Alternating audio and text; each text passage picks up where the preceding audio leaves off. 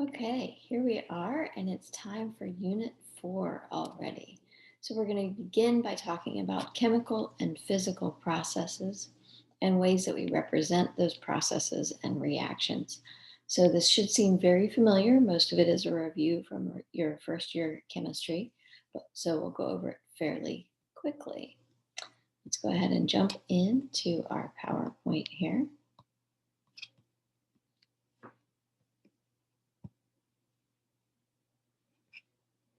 Oh, maybe. There we go.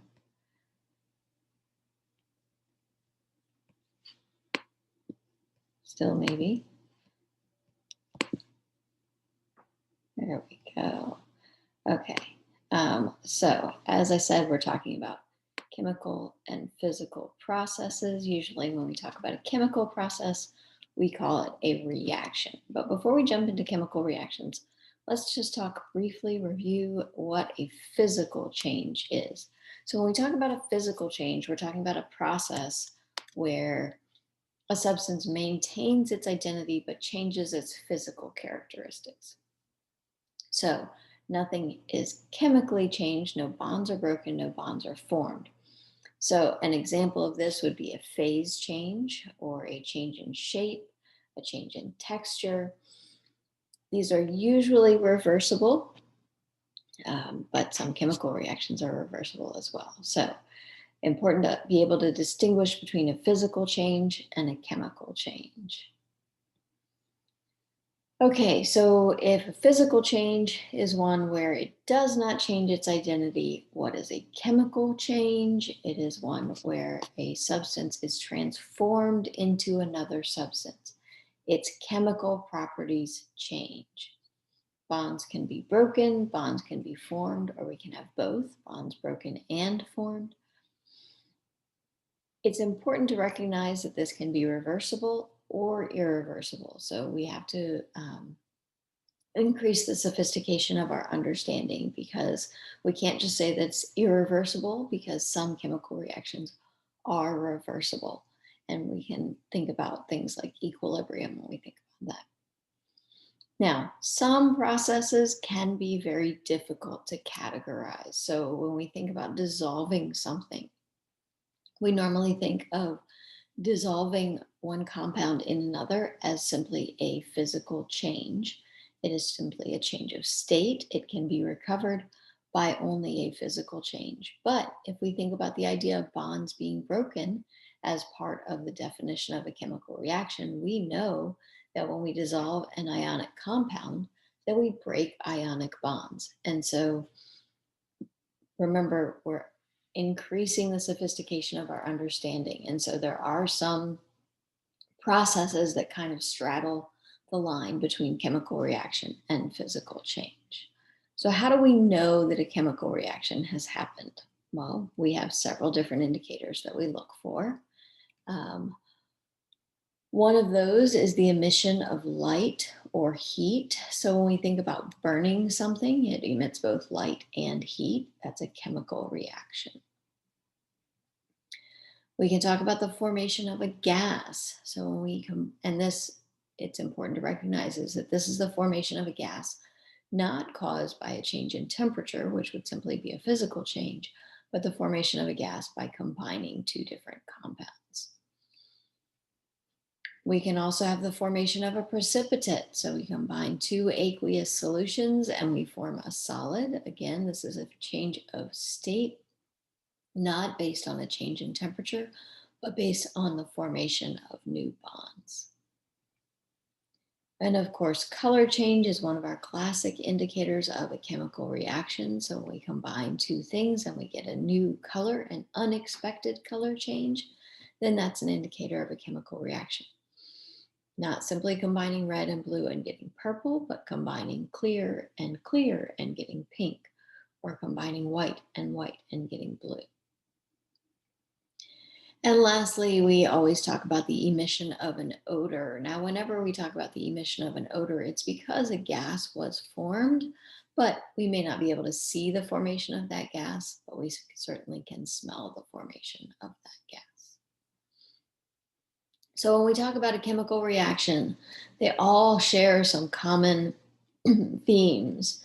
They have two parts. They have the reactants. These are the substances that we start with. And they have products. These are the substances that we end up with. The reactants become the products. They either form bonds or they break bonds or both in order to change their chemical characteristics and become new chemical compounds. So we have several different ways that we can describe chemical reactions. We can write a traditional chemical equation. This one should be familiar and easy for you at this point.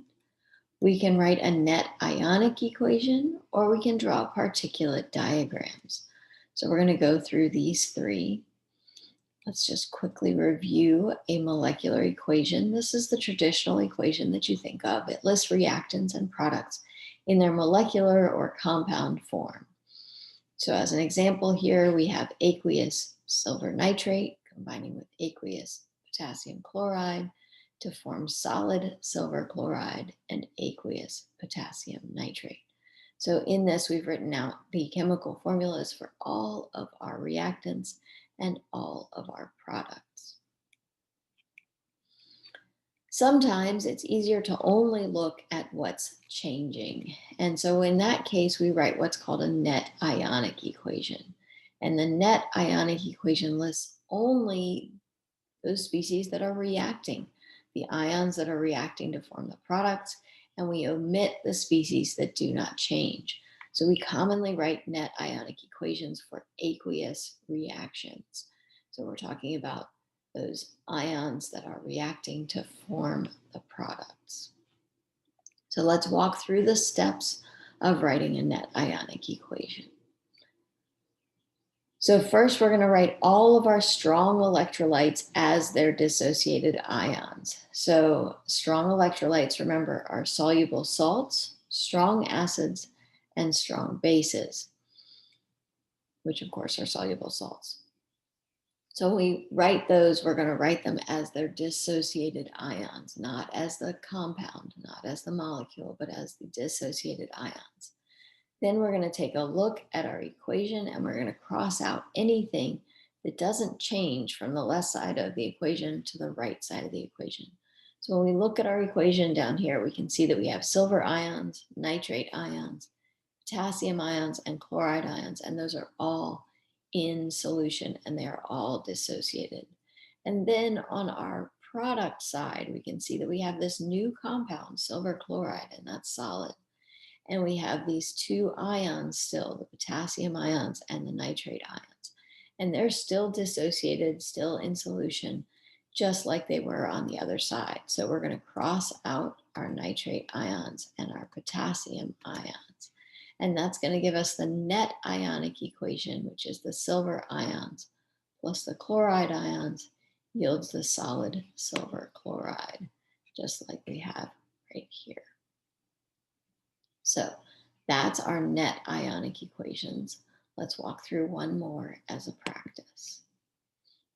So here we have a solution of sodium carbonate is mixed with a solution of calcium nitrate. The other thing with a net ionic equation is that we need to be able to predict the products. And we can remember that this is just a simple double displacement reaction. So we'll start with our reactants. We're going to write this in molecular form. So we have sodium carbonate plus calcium nitrate, both in solution. So we remember to write the little A cube down here. Now, as a double displacement reaction, we would expect that the carbonate and the nitrate are going to switch places. And we'll have calcium carbonate and sodium nitrate. And because we remember the super simple SNAP rule that sodium nitrates, ammonium, and potassium salts are all soluble, we know that the sodium nitrate is going to be aqueous and the calcium carbonate is going to be our solid. So we now have our complete molecular equation and we need to expand it out and write it as the complete ionic equation. So we're going to write all of our soluble salts as their dissociated ions. And if it's insoluble, we're going to leave it together. So that's going to give us this equation where we have two sodium ions plus the carbonate ion plus a calcium ion plus 2 nitrate ions, all in solution, yield calcium carbonate solid and 2 sodium ions and 2 nitrate ions. And again, we can see that our 2 sodium ions are the same on both sides, and our 2 nitrate ions are the same on both sides. We're going to cross those out, and we would be left with the carbonate ion plus the calcium ion yields the calcium carbonate solid, and that would be our net ionic equation. All right, our last way that we're going to talk about of representing equations today is what we call particulate diagrams. And these are graphical representations of the reaction. They show the ratio of the reactants to each other. It's important when we write these or draw these that we represent any species that are in excess. We need to still show those as being present after the reaction. So if we look at our example here, we have 3 hydrogen atoms and we have 3 hydrogen molecules, and we have 3 nitrogen molecules. And so when these react, we're going to have the formation of ammonia, and ammonia is NH3. So that we know that for every 1 nitrogen molecule that reacts, it's going to need 3 hydrogen atoms. So because they're diatomic, we know that means that we're going to have 1 nitrogen molecule react with 3 hydrogen molecules to form 2 ammonia molecules. But that means that this one's going to react and these 3 are going to react, but these 2 are going to be left over in excess. And so our particulate diagram of our products would look like this, where we have our 2 ammonia molecules, and then we have our excess nitrogen left over. So pretty simple and straightforward, almost all review from your first year chemistry class. But as always, if you have any questions, please let me know and I'll be happy to answer them for you.